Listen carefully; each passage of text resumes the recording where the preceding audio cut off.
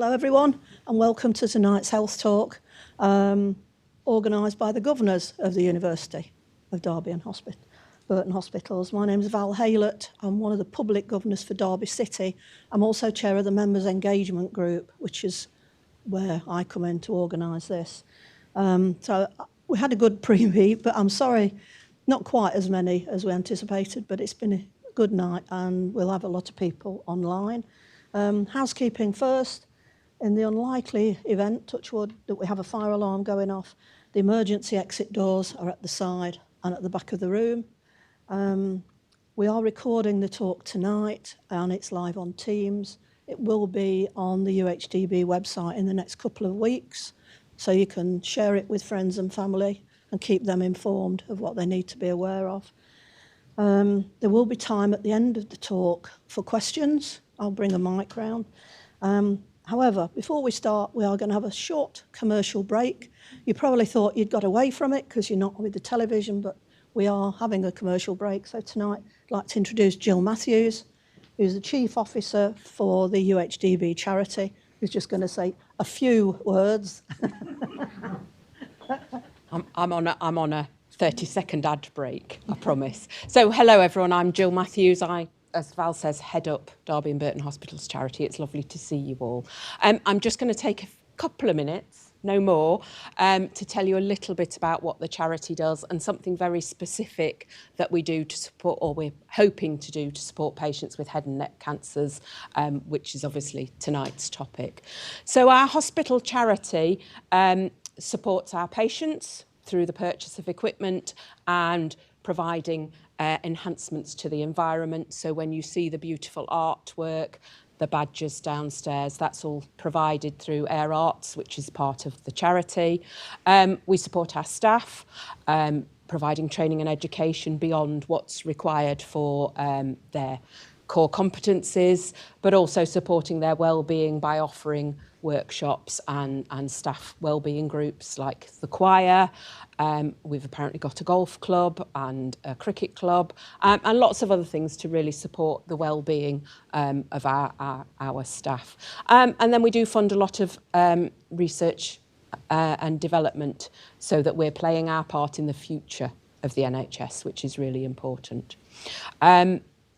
One of the things we are currently raising money for is to improve accessibility to surface-guided radiotherapy.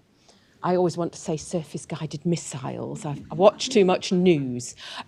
Surface-guided radiotherapy is provided here at Derby. It's an award-winning service. We'd like to buy some more of that kit so we can extend the service, particularly to patients with head and neck cancer. And what it does, it sits on the radiotherapy machinery and maps the skin and the contours of the body, so it can provide a really precise dose of radiation, which stops patients having to have tattoos, which are typically lined up to make the beam go in the right place. With surface-guided radiotherapy, you don't need that. There's a lot less manual handling of patients with surface-guided radiotherapy, which is far better for our staff and clearly much more dignified for our patients. And for our patients with head and neck cancers, currently they have to be, they have a mask which is bolted onto the bed so that they don't move during their treatment. That mask can be a lot less restrictive with surface-guided radiotherapy. So it's a really key improvement that we're looking to make. The kit costs 220,000. These things are never cheap. We've got 120 grand in the pot for it, so we are currently trying to raise another 100,000. So if you want to know more about how you can help with that, please do get in touch with us. You can find us through the UHDB website. And I'm really hopeful we'll be able to provide that kit to the Trust really soon and play our part in head and neck cancer treatments. It's probably longer than I was supposed to. I'm really sorry. Thank you. You're excused. So, with no further ado, I'd like to introduce Mr. Bindi Sahota, who's Consultant Head and Neck Surgeon, and Associate Professor Elizabeth March from the University of Derby. Thank you, Bindi. Elizabeth.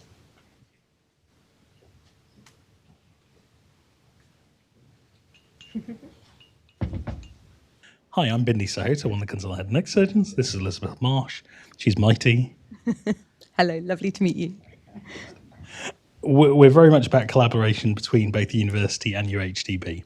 One of the things to look at generally is that we're not a red brick institution as used to be known, and UHDB years ago was known as very much a district hospital, and we're very much not that nowadays, and we're actually pushing a lot of the forefront of where we are.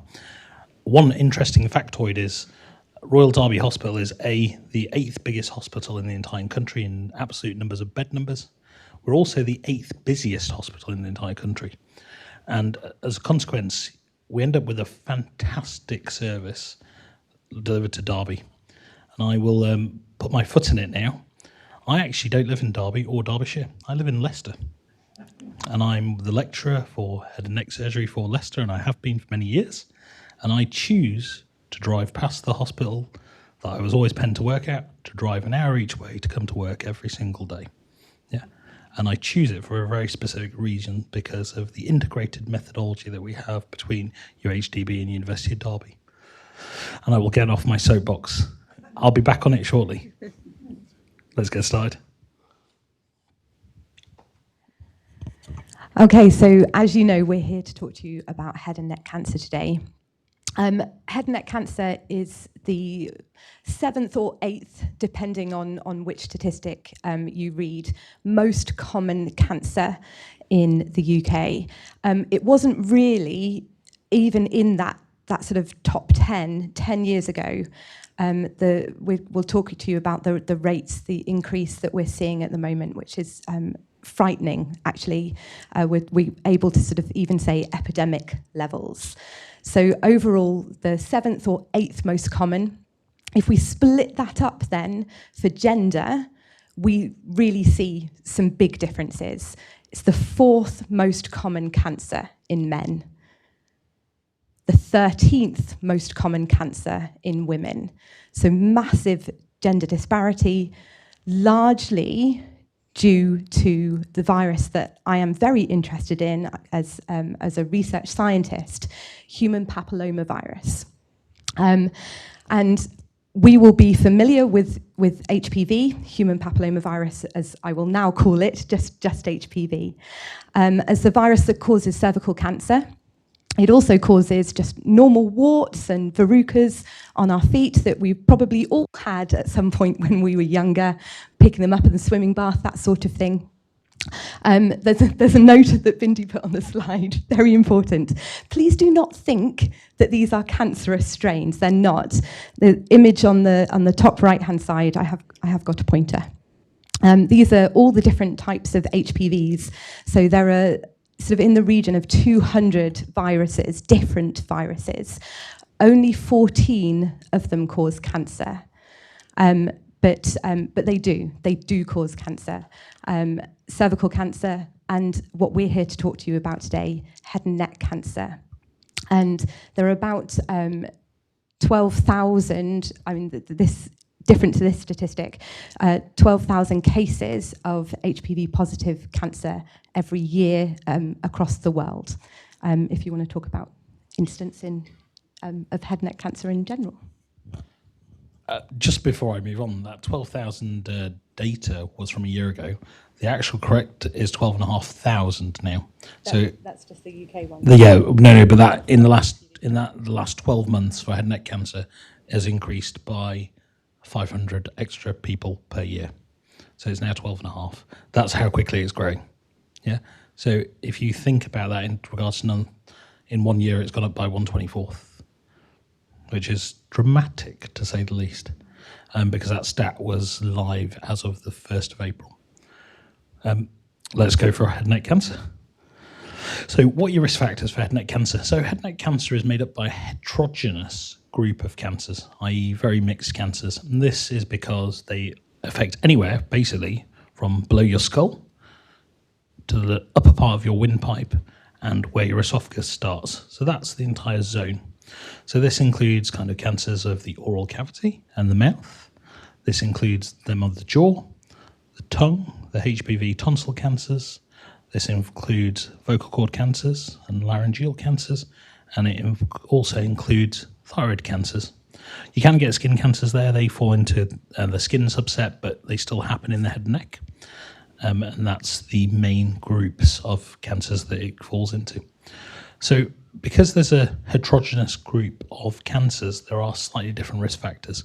But the general risk factors overall primarily are smoking and alcohol. And I'm going to just hover over those two for just a minute. Your risk of head and neck cancer if you drink alcohol increases, so anywhere between moderate and severe alcohol use, so that would be more than the weekly recommended rate, by about 3 or 4-fold. So if you drink more than 21 units a week, you increase your head and neck cancer by 3 or 4-fold. If you smoke, and you say, let's smoke 10 to 20 a day roughly, which would be fairly standard, especially if we're in the 80s, you know, with my Woodbines. Showing your age if you've laughed at that joke. I didn't mention players. So if you smoke, you increase your cancer rate by about 6 to 8-fold. If you drink alcohol and you smoke, you don't add those two numbers together. You multiply them. So my take-home message is, if you're going to choose a poison, choose one, not both. Yeah. And so when you do both of them, you increase your head and neck cancer risk by between 24 to 30-fold. And so therefore doing both are significantly worse than doing one. I'll run you through the next few. Betel nut chewing. So many of you may not know what betel nut is. It's also known in the Gujarati community as palm, which is a specific type of leaf-associated nut, which has chemicals in it that cause cancer, which is completely unregulated in the UK. And especially in Leicester, there's a huge population who chew betel nut. And so that's the other group. And there's lots of work in inequality in the East Midlands of people who chew betel nut to increase this. But unfortunately, it's just not regulated by the government. Next is dental hygiene for oral cancer. We've spoken about viruses and we'll come back to that. And then there's a few reasons to have kind of pre-malignant conditions. So where you've got white patches and red patches on your tongue. White patches are very rarely associated with cancer by themselves. Red patches are slightly more likely. A white patch has about 0.5% chance of being associated with a cancer. A red patch has probably in the region of about 6% chance. However, if you've got both of them together, it increases up to about 15-20%. Now, specifically about the thyroid, we've got massive growth in thyroid cancer, and some of this is due to radiation leaks after the Chernobyl, and the thyroid cancer is currently flying through the roof. And the peak for thyroid cancer is going to happen about 2030 to 2035. And unfortunately, the UK did get some of the draft, for a better choice word, of the radiation exposure, so we're definitely noticing a jump. Not as much as Midland Europe. I do sound doomy and gloomy. I apologise, because it's not all doom and gloom, because we're doing lots of things right. And then finally, there are a few family history conditions where certain types of cancers run in the family, but these are extremely rare. We're now going to talk about the interest in HPV. Why do we have some sort of love at UHDB and University of Derby for HPV? Just the doom and gloom, I do get. But at the same time, it's anecdotally and also in the literature, we know that this is a top 10 cancer, and again, top 4 in men, that people are not aware of. And we're familiar with breast cancer, we're familiar with prostate cancer, but we're not familiar with head and neck cancer, and that's probably why it's coming over a little bit more doom and gloomy than it otherwise would maybe. But so yes, why the interest in HPV? I've already mentioned that we'll be familiar with it as the causative agent of cervical cancer. But as this chart shows you, we are doing reasonably well in managing, my pointer's there, cervical cancer. So that incidence is coming down in the UK, this purple line. Now there's a big blip here, and that is attributable to Jade Goody, who went into the Big Brother house as, I think it was Celebrity Big Brother, and was pulled out and died very, very shortly afterwards of cervical cancer. And that prompted lots of people to go for their cervical screening who perhaps had not been for years. And unfortunately, as a result, they were identified as having cervical cancer. So that's this lump here. But it is falling. In contrast, and this is, again, UK men in this purple dotted line, the incidence of oropharyngeal cancers, so those cancers that are going to be HPV positive in the tonsils and in the base of the tongue, they are rising, and they have now overtaken that incidence of cervical cancers in the UK and also in the US. The US is the kind of yellow goldy line. And again, just to reiterate, we don't know about this. The population does not know about this. And that's scary. Should I just do the bit about the surgery and access? So it's not all doom and gloom in regards to this. I do my job because I want to get up in the morning and I want to try and help people get through their cancer and try and win. And every doctor genuinely wants to turn up to work and help their patients. Yeah. You can't win all the time, but it's like a lottery ticket. You can't win the lottery unless you buy the ticket. Now, some of the head and neck cancer stuff that we've spoken about is quite grueling, including the radiotherapy, as Jenny kind of went on to overall. One of the really interesting things is HPV positive head and neck cancer patients do really well. Yeah, they are the group that you can cure, and they do get cured. And the issues about getting around to the tonsils or even to the base of your tongue, around the corner, so the tongue that you see in your mouth when you stick out your tongue is your oral tongue, but that's only the front half of your tongue. You've got that much tissue sat at the back attached to the human wishbone inside. So these types of cancers, as not to steal your thunder, happen in the layer of the superficial aspect of that. Now, I've got very big hands, and imagine me trying to put them in your mouth to get round the corner to the back of your tongue. My hands physically don't fit, or your mouth's too small. It's one or the other. Now, if you look at the picture on the left-hand side of the screen, this is approaches surgically, and this is what I teach surgeons to do, of how do you get these tumours out at the back of the tongue. So you could get in, and if you think about the throat as a pipe, and think about it as simple plumbing, you need to get to the inside of the pipe to fix something without chopping the entire pipe out. So you either have to open up through the throat and make a hole into your throat, open up, chop it out, close the pipe, hope the pipe doesn't leak. Saliva is a dreadful thing to leak into your neck because it's made of digestive juices that are designed to eat tissue. They literally are designed to eat proteins. So you don't have lead lining in your neck against them, unlike your stomach. And unfortunately, those types of things can be really, really, really debilitating. The other way of getting to the back of the tongue is by splitting the jaw and literally opening it all up. And I very specifically did not put a picture of that because it is always quite a nasty, gruesome picture. And therefore, those types of operations have huge side effects.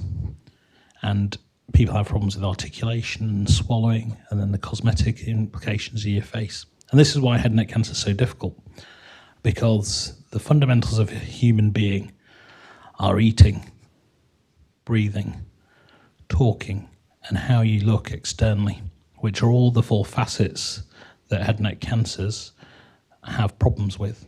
And actually, they're the things that get assaulted in your treatment, whether that's radiotherapy, chemotherapy, or surgery. Now, if you think about it, by splitting the jaw to get to the back of the tongue, the other way that we do it is with robotic surgery. And at Derby, we've been doing robotic surgery now for 10 years.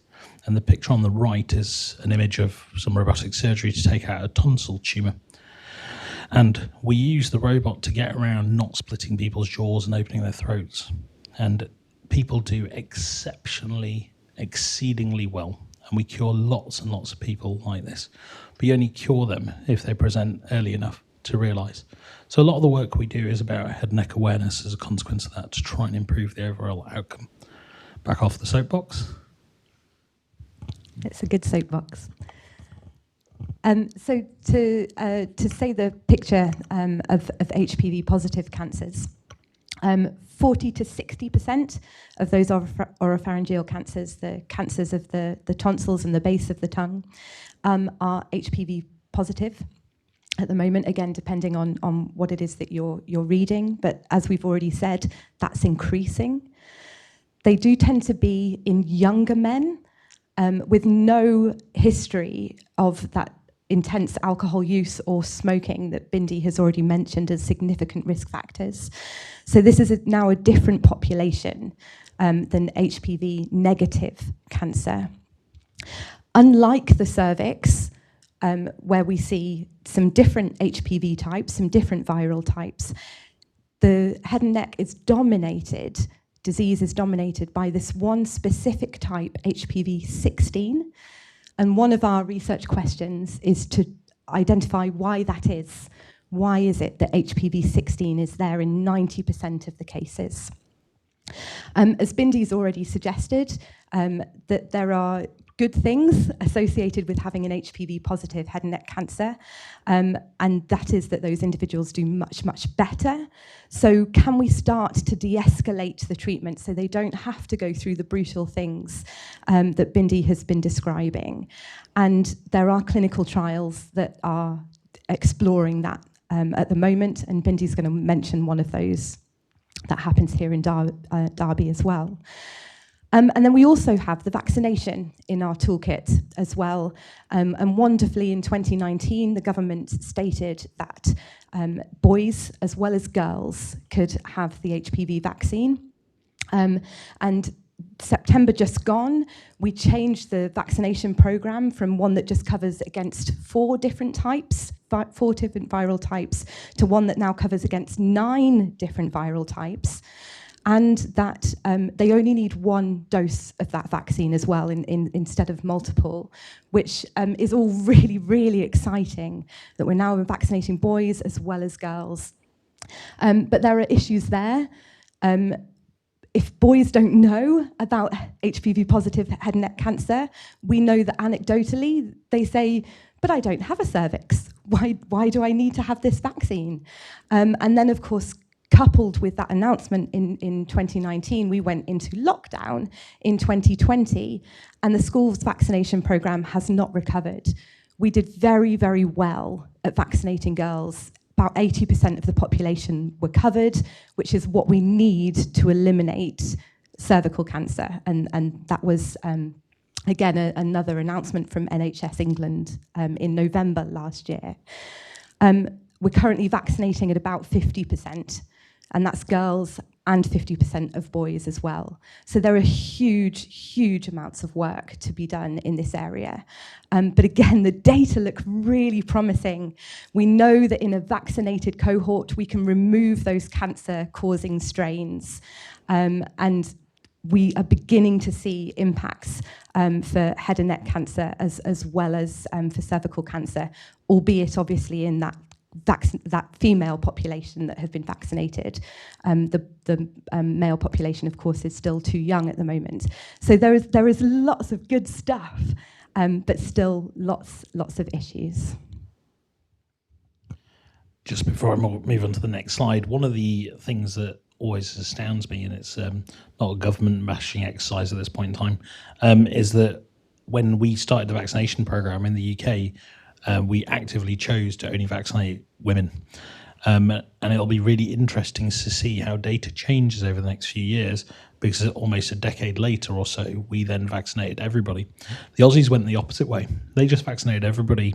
And, you know, they were very forward-thinking, and they have quite a large homosexual population. And that was part of the reasoning that they went forwards, because, you know, men having sex with other men is a big proportion of people who can pass on HPV to each other. And if you don't vaccinate men in that scenario, then you completely end up being sexist, and gender disparities arise from those. And it's just great that we've actually addressed that. And it sounds like a really small thing, but it's one of those things just to be aware of. So why do we have an interest in HPV? Because we genuinely can cure lots of people with HPV. So the group that aren't vaccinated, where the vaccination schedule and you're over the age of basically school age, is the group that we want to keep an eye out for. Because if we catch you early, we can cure you. Yeah, and people do excellently.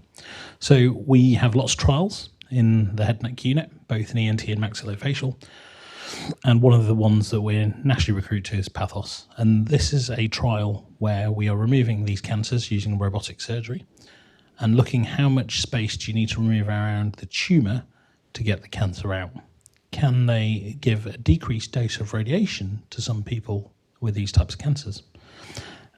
We're aware that radiation has lots of side effects, and as I said earlier, the fundamentals of being a human are going out for a meal with your friends and family.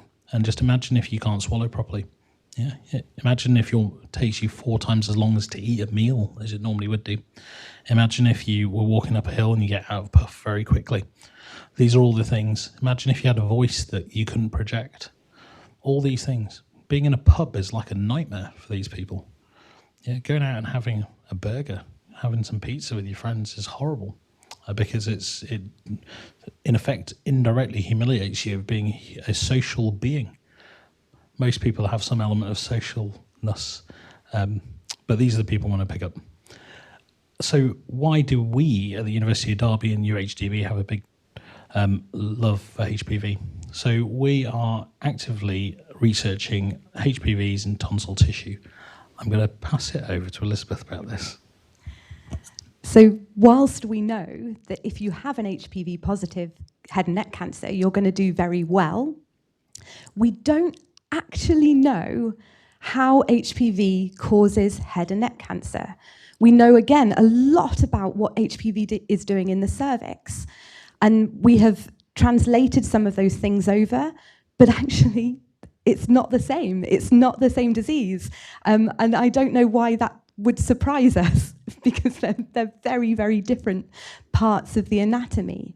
So our research question is to try and understand what HPV is doing in an early infection. So before we even get to cancer, what is it doing in the tonsils, in the base of tongue, and what are those pre-malignant changes that HPV can influence? And are we able to identify any markers of that disease that potentially could be used as diagnostics, that potentially could be new targets for new treatments, so they don't have to go through the brutality of radiotherapy, as we've already talked to you about, and influence better outcomes for our patients.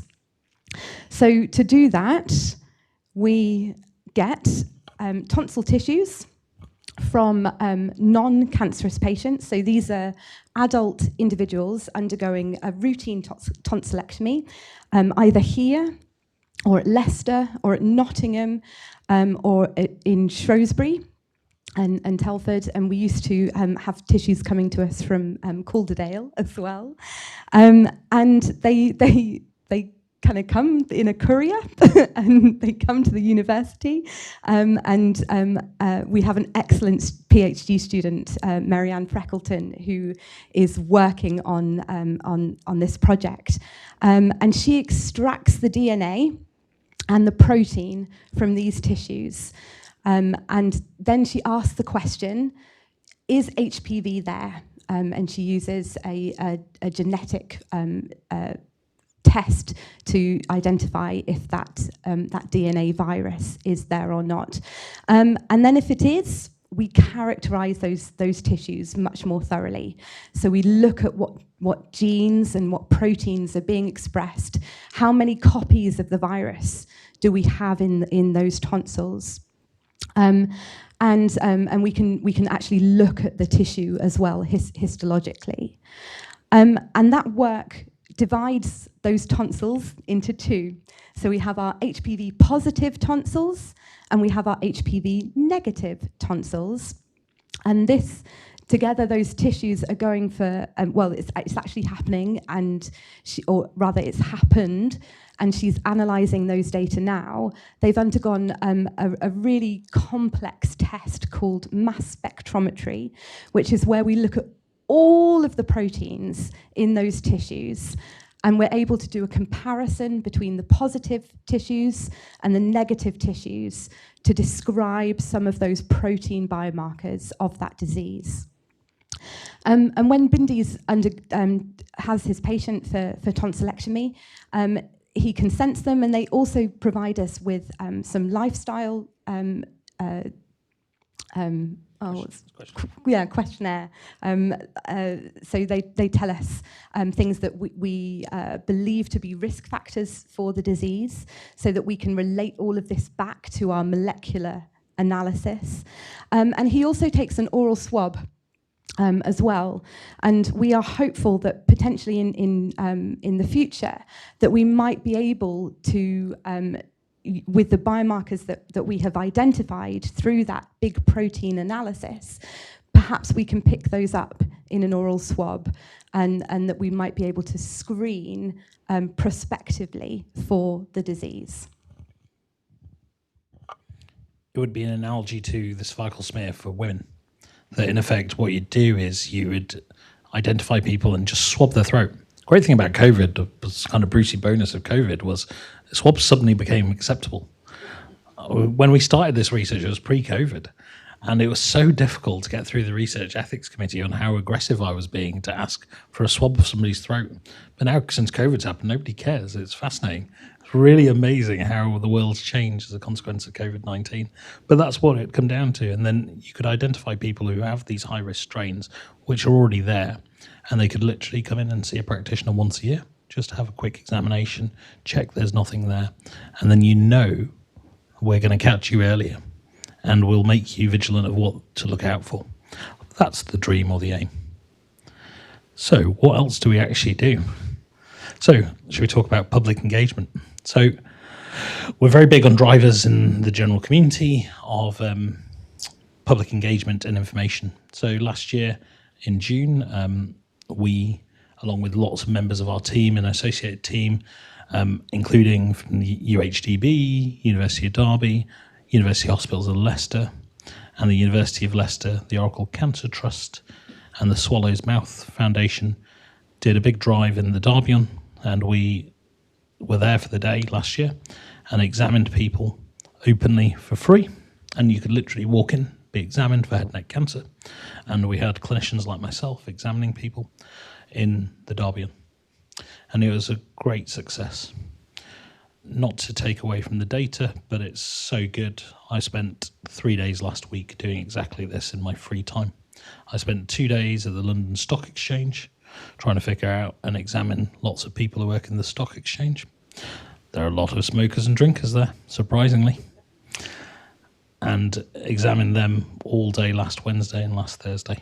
And Elizabeth and myself did the second round of public engagement in the East Midlands on Saturday. And we did exactly this. And unfortunately, I haven't got the pictures because it's fresh off the press, because it's only 4 or 5 days old, of us examining and screening people in the High Cross and the Shires shopping mall in Leicester. And we'll mention that in a minute. And this made BBC News East Midlands, as it's a very novel, unusual thing. And actually, as a consequence of this, other centres throughout the country have asked us to go down to Southampton and other places to do the same thing to the general population. I will pass the data and the science over to Professor Marsh. In Derby last year, we saw 81 people for a head and neck examination. And we sent one of those for an urgent 2-week wait referral for query head and neck cancer. And this was just somebody who was out shopping for the day, who we had some people outside the little unit that we had with, doing some bit of flyering and talking about what we were offering. And they came in and spoke to our excellent clinicians and had that examination. And what was so brilliant about the local aspect of that was that, of course, it's Bindi that they then see in clinic a couple of weeks later. So they have real continuity of care right from that word go, which is phenomenal. There were some other people that we asked to go and see their GP, and a couple of other people that needed to be seen in hospital, but non-urgently, and also to the dentists. And dentists get a bit lost, perhaps. We haven't mentioned them yet in our talk, and how instrumental they are to diagnosing head and neck cancers. They know the oropharynx so much better than a GP, for instance. And we know the data show us that if you are referred by your dentist, then your outcome is much, much better, because they just instantly know what they're looking at, and they activate all the subsequent things. And of course, there are huge issues with getting to see your dentist at the moment, aren't there? And whether you even have a dentist. And we're having to pay for your dental care and so on. And again, you know, to throw in another risk factor that we haven't yet mentioned is the role of socioeconomic status is phenomenal for head and neck cancer and the outcomes of head and neck cancer as well. So that's why we think it's really, really important to be getting into the community. So this was Derby last year, Leicester on Saturday. I wasn't with Bindi in London last week.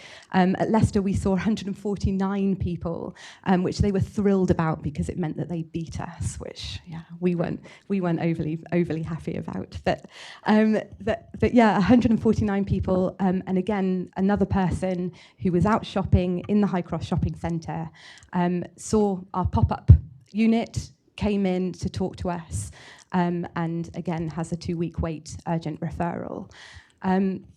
Now, in Derby last year, I'm also really interested in raising awareness, or we're always also really interested in raising awareness, full stop, of HPV, and beginning to think about, okay, what can we do to get that message out there?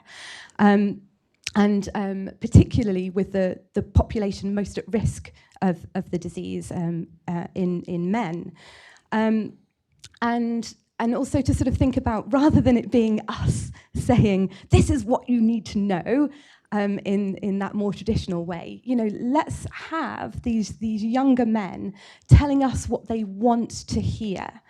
So we had a small questionnaire that wasn't overly successful because people didn't want to. They just wanted to see these guys for a head and neck examination, which makes perfect sense, and I completely understand that. And that's a study that we're now pursuing in an alternative form.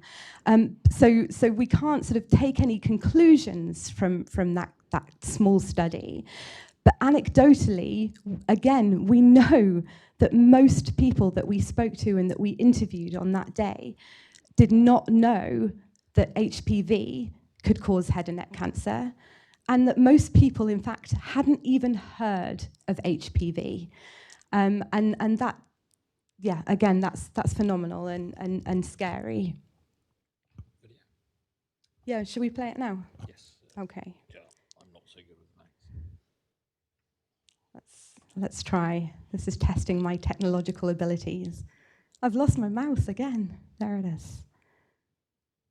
Okay, so yeah, as part of that work, we made this video, and so we're going to play it for you now.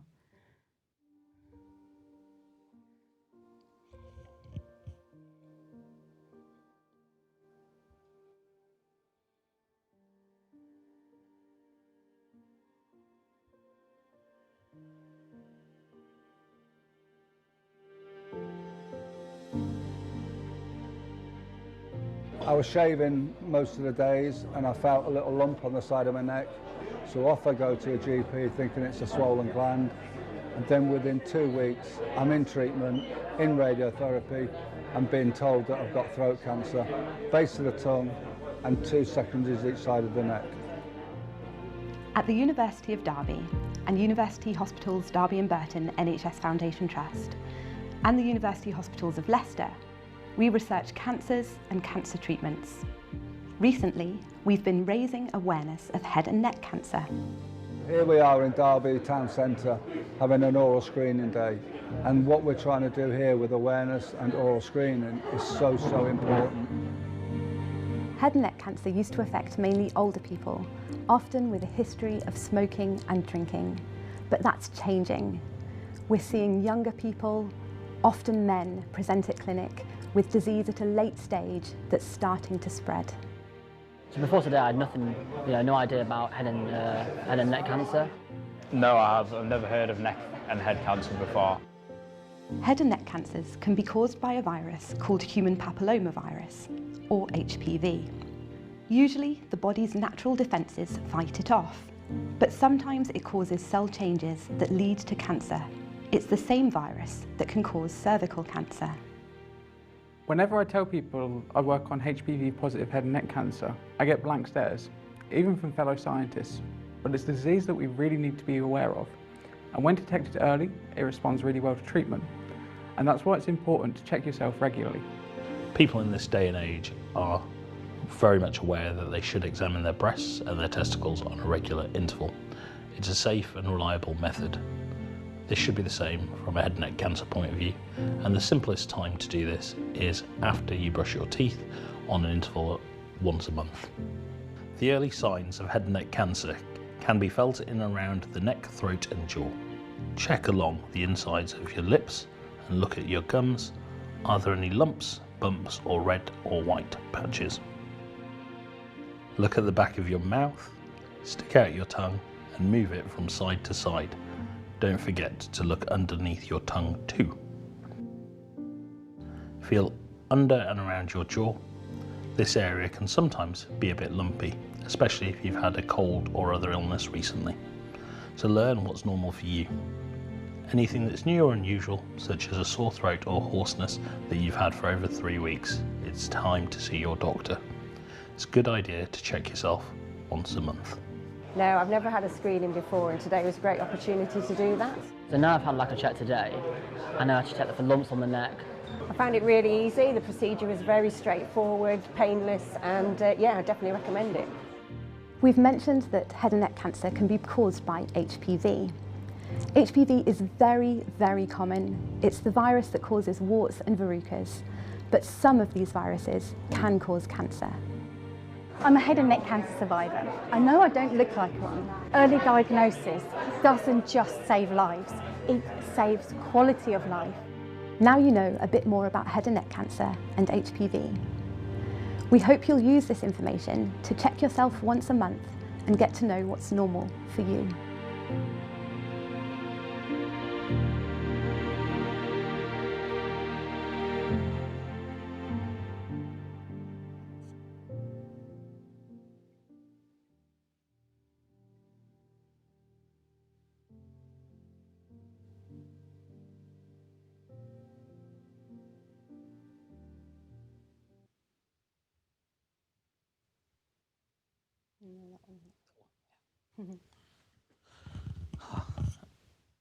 Has anybody got any questions about the examination? I'm happy to address them later because we're going to come to it. But there's a couple more slides just to finish off with. Yeah, sounds good. I will finish up with the last few slides. Has anybody watched Channel 4 recently? I'm sure most of you are aware of this. Anybody seen the documentary about Rod Gilbert about trying to strike out cancer? So head and neck. So Rod Gilbert is a very famous Welsh comedian. He is blimming hilarious. It's a technical term. And he unfortunately last year got diagnosed with head and neck cancer. And so this is completely free to watch on Channel 4 online. And you can watch it, and I watched it last week, actually, when I was getting the train down to the London Stock Exchange, because I was almost certain somebody at the Stock Exchange was going to ask me about this. Nobody did. And Rod, very interestingly, gives a very fair portrayal of what it's like getting through head and neck cancer and how difficult and brutal it is.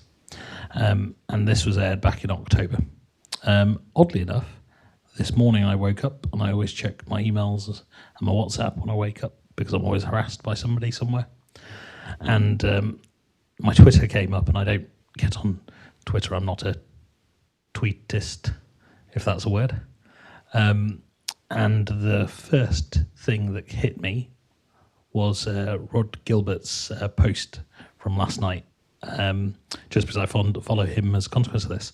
And he's just had his first post-treatment scan, and he's completely clear. which was quite a nice thing randomly to wake up to this morning, knowing that I was going to give this talk. And unfortunately, I didn't get a slide of the tweet to stick on in time. But yeah, I'd highly recommend it. It's a very, very, very, very fair thing about cancer, and he gives a very open and honest opinion about it. And then if you do want to look up, you can look at Mark Wright on HPV and the vaccine and so on. So we were on BBC in January 2024, and this is probably only about 10 minutes, but well worth a watch. And Mark Wright was actually the best man at Jade Goody's wedding, and hence he has a big affinity for HPV-related cancers, and unfortunately had a bit of a health scare recently for something being removed. But it was wonderful meeting him together and talking about head and neck cancer and trying to improve this across the board. I'm about to take you to symptoms and then open up to question time. So you've seen this slide in the video already. So the magic number to remember is 3 weeks. We don't like persistency of symptoms for more than 3 weeks. The head and neck, you can get lots of coughs and colds, you can get little ulcers or sores, but everything should sort itself out within 3 weeks. So if you have an ulcer inside your mouth and say you've caught it on a tooth, your body should be able to repair it within a week or 2. So by 3 weeks, if it's still there, you should seek medical advice, via your dentist or your GP. If you have a persistent sore throat and it doesn't go away every time you eat and drink, then we want you to see your GP to send you to somebody like me to look at you. We're aware there's lots of reasons for a hoarse voice, vocal cord nodules, etc., etc. Singer's nodules, as they're sometimes called. We're not worried about voice changes where you can get a good voice for a few minutes and then it vanishes and it comes back. So when it's transient like that, even if it comes back for 5 minutes, they're fine. The ones we don't like are where you have a persistent hoarse voice, because you do need somebody like me to have a look down and make sure your voice box looks fine, because they're always hidden around the corner and your GP can't see around that corner. So if you've got a fixed hoarse voice, that definitely needs looking at.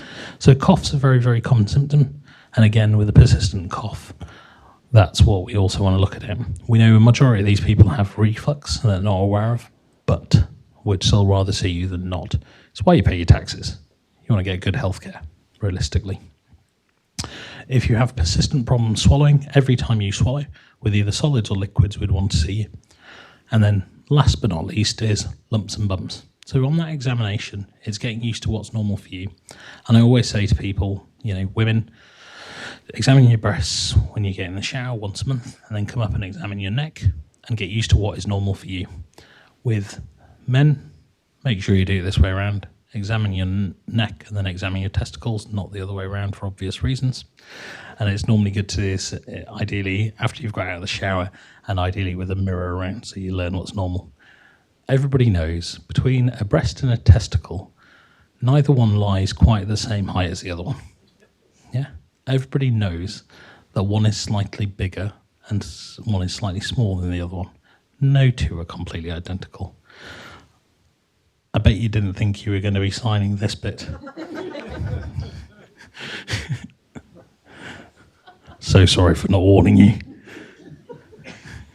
So we also know that one testicle lies lower than the other, and this is completely normal. We also know that the consistency of one breast to the other is always subtly different. And it's the same thing with your neck. One side of your neck is not completely identical to the other side, but it's learning what's normal for you. What we don't like are big changes which are persistent for 3 weeks.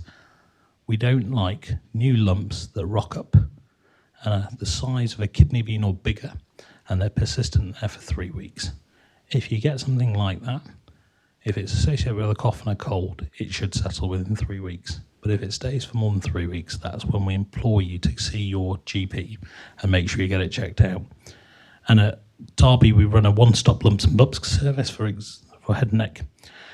You used to have to be sent to us, and if you needed some scans, we'd send you off for some scans. You'd see your GP. It'd take 2 weeks to see us. Then we'd send you for some scans. Then the scan would come back and go, "Ooh, that doesn't look right." You'd then have to see us. Then we'd then send you for another scan to get a biopsy. Then you'd come back. We offer a one-stop lumps and bumps service in the ENT department on a Friday afternoon, where you turn up, you come to see me or one of my colleagues in clinic. We immediately send you for your ultrasound scan there and then. We know within 20 minutes of you walking through the door if this is dodgy or not. If this is dodgy, you need a biopsy, it is done there and then.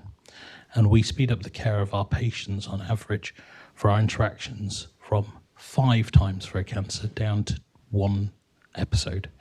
And it speeds up your cancer diagnosis by about 3 to 4 weeks. And that's something we run, and it's splendid. And if you've got a lump that's bigger than a kidney bean, and this service has been running now for the best part of a year, I want you to see your GP, and I want to see you in that clinic, in that scenario. Lovely. I will get off the last soapbox of the evening. Lovely. So all that remains is for us to thank the people that we work with. Lots of them you've already seen on the video. These are the guys that fund the research and do the research at a number of different universities in collaboration. And then these are the guys that do the work here at Derby, at the hospital. So yeah, thank you very much for listening to us. And we're happy to take any questions. There's a roving mic.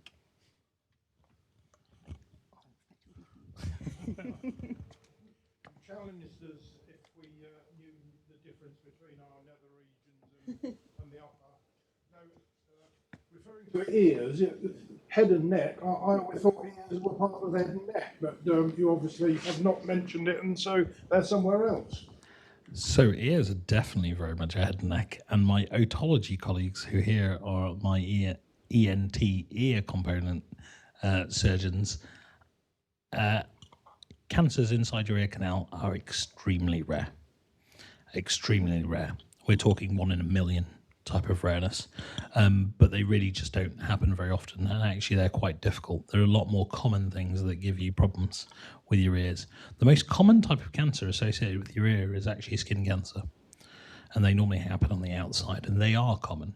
And we know that skin cancers can happen in up to 1 in 4 people overall in the world. Obviously, if you live in Australia, they're slightly more common than here. But things that happen inside your ear canal are very, very rare, to say the least. We probably in Derbyshire see 2 or 3 a year maximum. Yeah. So they're not normally too much to worry about versus the 12,500 other ones, if that makes sense.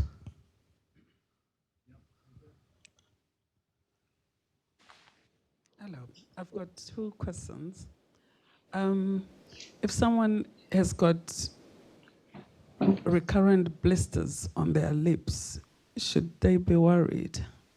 And the other question is, could this HPV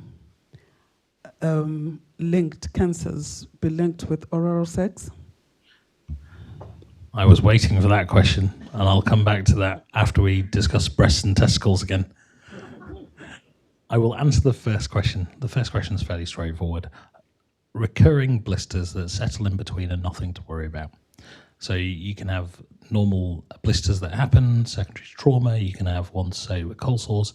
As long as they settle and they vanish within 3 weeks, completely fine.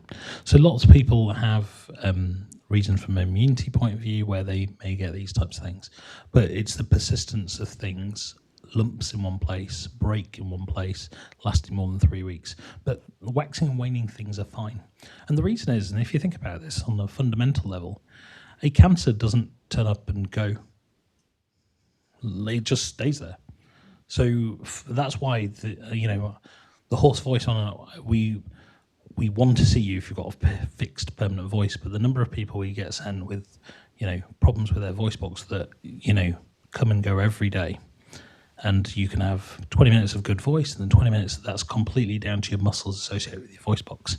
So things that are intermittent are safe inherently, yeah, and especially with lumps that come and go are fine.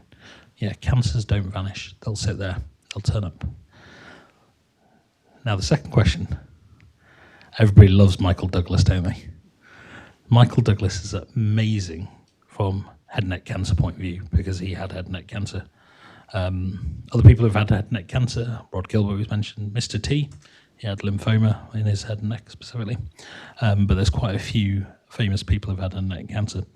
Now, the Michael Douglas claim, which is often quoted in lots of newspapers, which is oral sex gave me cancer, which is exactly that statement, is a bit of a misnomer, because HPV is not a sexually transmitted infection at all. 1 second, I'm going to get there. Don't give me that. Don't give me that. We'll get there. I'm going to pass it over and you can tell me off, yeah? And what I mean by that is there's other modes of passing HPV, yeah? So chlamydia, gonorrhea, they're completely STIs. In medical nomenclature versus scientific nomenclature, don't worry, you know me, I was always going to dangle the carrot in front of you to jump on that. And I'll pass it over so you can tell me off. So even though they can be transmitted from kissing and sexual intercourse, the other thing is that there's a large proportion of HPV which is passed on from pregnant mothers to their children. Yeah, and it happens in the birth canal. And interestingly enough, there's a disproportionate amount of that which gets passed on from mums to their babies if you're born by caesarean section. So they've never gone through the nether regions. The baby's never been delivered vaginally. That group is still massively, and I haven't got the stat on this slide, but I do often have that stat in some of my talks, that we're very much aware that HPV is there in the nether regions. So you'd assume it is an STI. But if you never were delivered vaginally and you had a sterile surgical procedure where your baby was delivered through your abdomen and the two areas never connected, then why do they get the infection? Because it doesn't make sense in any way, shape or form. That's the reason why medically it's not classed as an STI. I will pass it over to the scientist so she can beat me with a big stick. It's like giving her a frying pan so she can hit me over the head. I would say that HPV is sexually transmitted. It's why we vaccinate children at the age that we do, because we want them to have the immunity from the vaccine before they encounter the virus upon sexual debut. But equally, Bindi is absolutely right. The virus is everywhere. And I've mentioned about picking it up in the swimming pool and so on for verrucas on your feet and whatnot. So we call it ubiquitous, meaning that, yeah, it's everywhere. But what we are beginning to see in our analyses is that there is a link between oral sex and head and neck cancer and enabling that transmission route for the virus. It's a really hard one for us to manage because it ends up being a bit of a barrier at times to people engaging with it as soon as you bring in a sexual link. So whilst it is critical, we also want to emphasise that that's not the only way, and yeah, Bindi has mentioned kissing as well. So it can be there in your saliva and transmitted that way. But the answer is kind of yes, really, but that there are lots of things associated with that as well. I must say it's really important to kiss your children, like genuinely, like, you know, fundamentally as a human being, it's important. Yeah, and so hence the medics we loathe trying to say it's an STI, but you know it's always a controversial question or piece. But yeah, any more questions? How are you?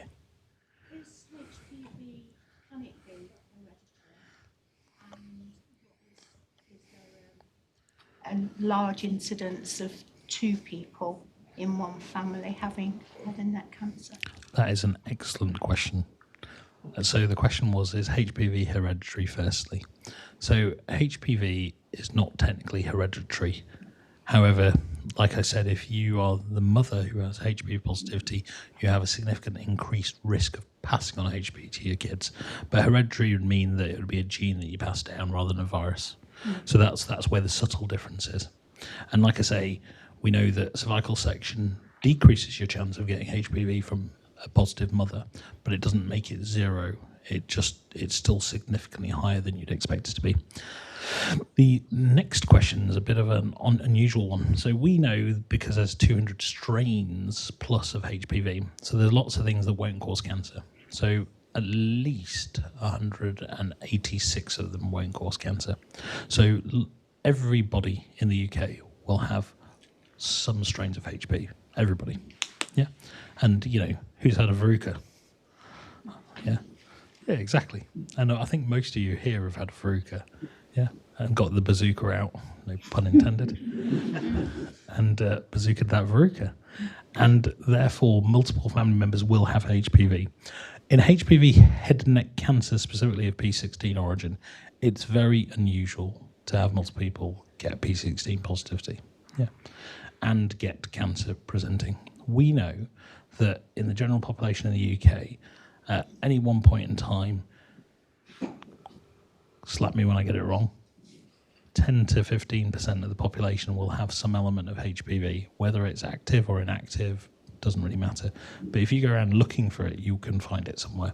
But that's not all the strains that cause cancer. Yeah, they're all the HPV variations overall. I will pass it over.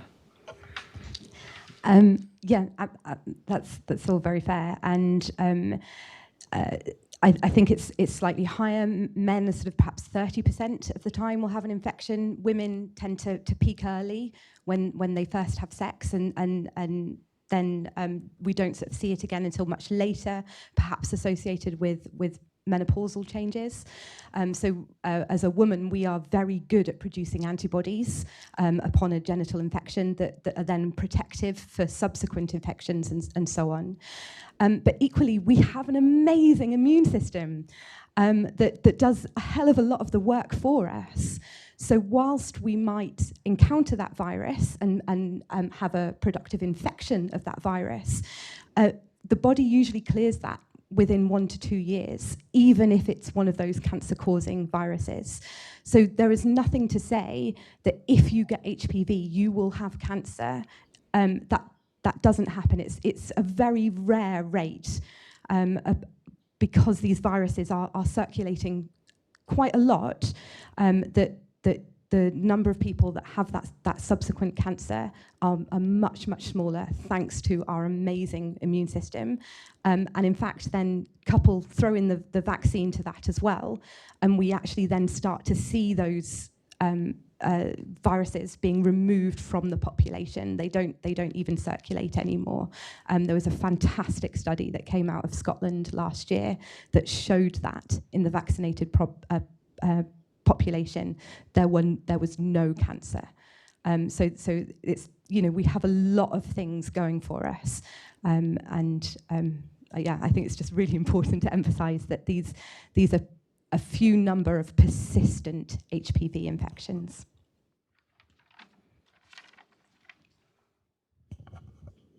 Yeah, good evening. It's a fantastic presentation from both of you. Thanks very much. The question I've got is, I was really taken by the video that you showed of the time that you went into the shopping areas, etc. Have you actually posted that video anywhere? I'm thinking of YouTube. Yeah, it's on like YouTube. Most people in this room, I'd love to spread the word. So that would be wonderful. YouTube, yeah, it's there on YouTube. There's a very long link there.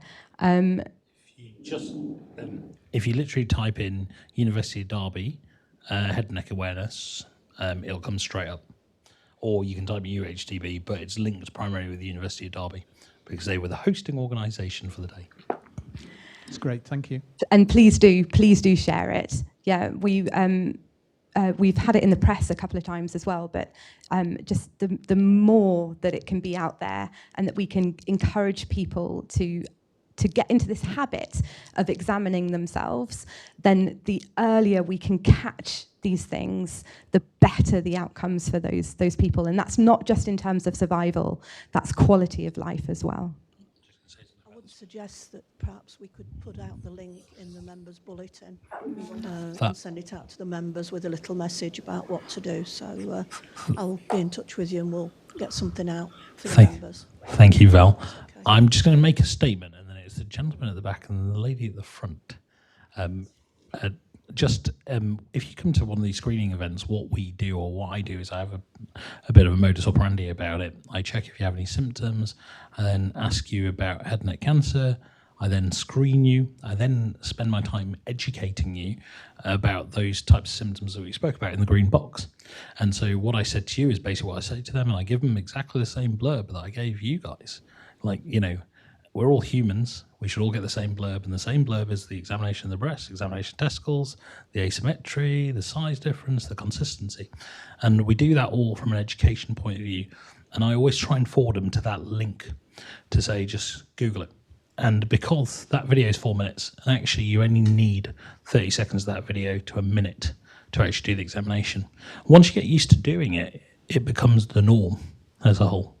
And it's just realising what's the norm for you. I will pass it over to you, sir. Yeah, should this be included in the school curriculum? I would love to.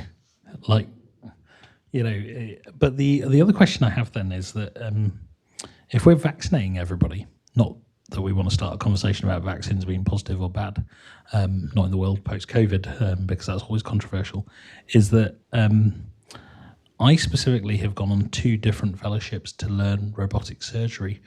One in Newcastle, which is the largest centre in the UK for head and neck robotic surgery, and then I went to the largest robotics centre in in the whole southern hemisphere, which is in Australia, in Adelaide.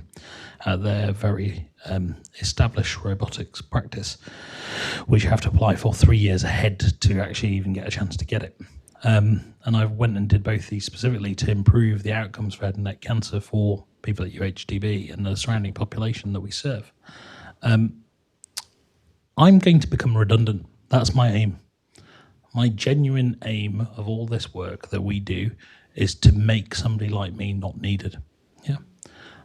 Ideally, if you follow these people through who are being vaccinated, there will be a point where head and neck cancer from HPV will start to drop. And as it drops, it'll dwindle. And you're not going to need the skill set I have, and it'll be gone.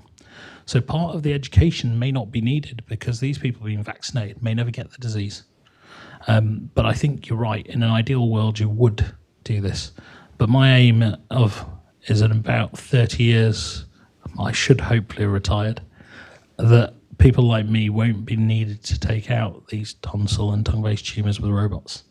And so it's fascinating. You know, I'll spend all my life pushing for this to make myself and my peers redundant, which is a bit of a shocker, isn't it? But further to that, there is a huge vaccine hesitancy movement that needs to be addressed, and I think it's very, very fair that the work perhaps changes to that education in terms of the vaccine and what the vaccine can offer, and that is something that again that we're doing at the University of Derby, and another project that's totally linked with this, to look at messaging, positive messaging, and changing that and getting us into schools so that we can have those conversations with the population that are going to be vaccinated. Follows the lady in front. Right. It's just this lady first.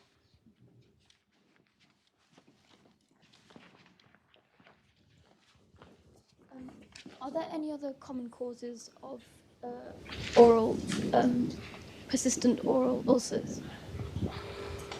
Yeah, so there are other viruses as a whole. There are some connective tissue disorders which can cause it as a whole. But if they are persistent and they stay there for more than 3 weeks, you just need to get it checked out. And what will happen is you'll either be seeing your dentist, will normally often be the quickest way, or your GP, then you'll be referred specifically from one of the head and neck surgical team.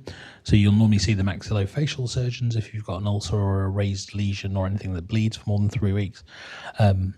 Then they'll have a look at you and they'll often take a biopsy of it as a whole and just make sure it's nothing nasty. And like I say, occasionally you get weird inflammatory conditions that can cause it, but you should get it checked out if there's a persistent thing.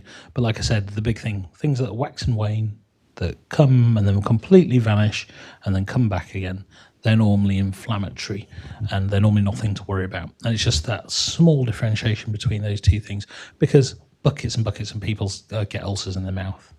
Yeah, and it's just knowing that subtle difference between the two.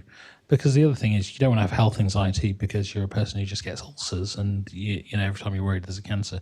So it's finding that fine balance between the two things, because that mentally is exhausting for people, like genuinely exhausting for people, of being there on the knife's edge. And you know you don't want to end up in that scenario, because it takes a toll mentally on you, let alone physically. And it's important to kind of keep your brain positive, because without your brain your body doesn't work. I know it's controversial for a surgeon to care about your brain.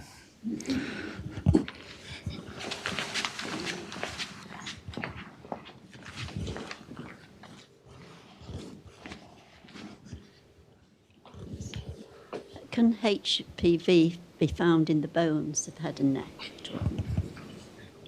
No. No. Not really. It doesn't tend to go into bones. It goes into the lining of what's called the mucosa. So you think about your skin on the outside, that's got a layer of epithelium. Now, the skin layer is really clever. It's got a secret layer of wax. And the reason it's got wax in effect, so it's what's called keratin specifically, is it stops osmosis. Just checking. I didn't give you the warning on osmosis, but I did like osmosis. That's a good PSL sign, I must say. And so having the waterproof layer on the outside stops osmosis from water to be sucked out of your body. So if you imagine you had a singular cell organism and you had water inside, and you put salt outside, like with slugs, the water will get sucked out, and that's why slugs die. And the same thing happens with alcohol with slugs, which is why you often put a beer down in the garden to get rid of your slugs. Not that I condone that type of violence. And so you've got that lining. Now, the lining on the inside doesn't have that layer. Now, what the virus does, I will pass it over to the expert in a second, and we'll try and keep it fairly simple, lives in the crevices of your tonsil and in the tongue base, and that's where they replicate. Whereas the bone, it doesn't allow for replication, so it won't ever get that deep, realistically. The reason I'm asking... Please? Yeah, the reason I'm asking, a younger friend of ours has recently had surgery, found cancer in his nose, and he had his whole nose removed. There's no proper aftercare either, not here. Yeah. I was genuinely having a bit of chest pain, worried that he was one of my patients that we hadn't given appropriate aftercare. I would have genuinely been a bit shocked. The thing is, the reason they were stumped by it, the surgeons, that it never happened before. They'd never had to do it before. Oh, bless you. Maybe I shouldn't ask where it was, but I may ask you after we're offline, so that we're not naming anywhere. But yeah, unfortunately, not to go off onto minutiae, we unfortunately occasionally get cancers inside the lining of the actual inside of the nose occasionally, and they're very, very rare. The number of times we have to take off the nose in a year is probably 3 times again. So, you know, they're very, very rare indeed. Just very, very difficult. And the problem is, unfortunately, it leaves a very big hole in the middle of your face, which is quite difficult to manage. And we have a very good prosthetics department associated with that maxillofacial team. And often about a year or 2 down the line, we often fit little magnets in around the bone. And the prosthetics are amazing, absolutely fundamentally amazing. And one of my, when I'm doing the teaching for people for their consultancy exams, I often pick up a picture on my Viva slides with the trainees of the patient wearing a prosthetic nose, and you'll be surprised at how many people don't spot it. And they're people who specialise in ENT and Max Vax, who specialise in head and neck surgery, because they do look that good. It could well be another virus, though, couldn't it? My interest is, to sort of trivialise it, you know, I just really love viruses. Probably it's a very strange thing to say, isn't it? But they are everywhere. They are all around us. and they have evolved with us, and they are very, very clever. I mean, it kind of, I don't want to give them a personality because they're not living, but they, you know, we are fighting these things all the time, and there are cancer-causing viruses, and I can't remember what the statistic is. I think it might be 5%, but part of me wants to say 20%, and I should have probably have looked it up in advance, of cancers are caused by viruses, and you know, that's phenomenal. You think it's the 20? Yeah, that's what I was going to go with, and then I thought, no, that's too high. But yeah, you know, it's phenomenal that have that sort of infectious origin. Bindi, to sort of go back to that question, it's like, if you come to you with a head and neck cancer, where would that sort of classically, I suppose, metastasize to for secondaries? So the most head and neck cancers, if they're going to spread, they'll spread to your local lymph nodes in your neck, which is why it's so important to examine your neck and look for things, anything bigger than a kidney bean, for more than 3 weeks. And that's normally the zone. And unfortunately, HPV cancer sometimes do something slightly odd. They can sometimes give you no symptoms inside your tongue or your tonsil, and you can actually not even be aware of them. And they can sometimes just rock up with a gland in your neck. And there's a large proportion of my practice, unfortunately, is exactly that group of people who turn up with the big neck lumps. So they come to my Friday clinics, they have the ultrasound scan, the consultant radiologist goes, this doesn't look right, looks like a cancer, stick a needle in it to confirm it. You know, we then get our scans done and then they get worked up. And normally within about 2 to 4 weeks, they have their robotic surgery. You know, my last bit of robotic surgery was yesterday for exactly a case just like this. But they're the things to be vivid and kind of just keeping an eye out for. And if you're not sure, seek your GP. You've all paid taxes. You're all, you know, here. We should get good healthcare. You know, fundamentally, that's what it comes down to. Not to get back on the soapbox, which...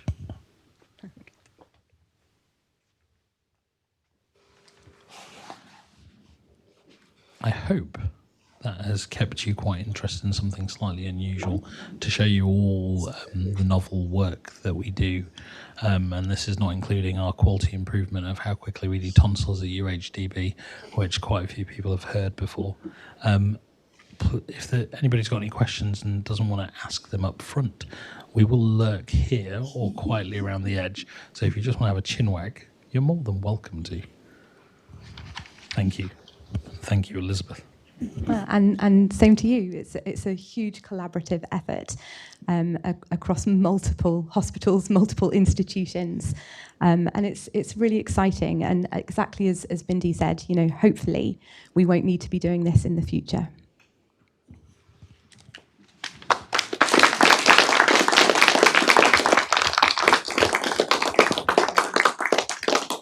Just want to say a special thank you to Bindi and Elizabeth. I don't know about you, but I've learned such a lot tonight. I'd never, ever thought about any of that. So I'm at the dentist tomorrow, so we'll have a word with my dentist. Try and enlighten him and pass the videos on as well. So thank you very much. Thank you as well to Jenny for stepping in at the last moment to cover for someone. She's done a sterling work with some words which none of us were expecting, Bindi, but she did really well. And thank you all for coming, and thanks to Ross and the team for doing the videos. And it will be on the UHDB website perhaps in the next week or two. We'll have everything on there. And any questions that you've got outstanding, you can always email them on to me or to Claire in the office, and we'll get them sent through for you.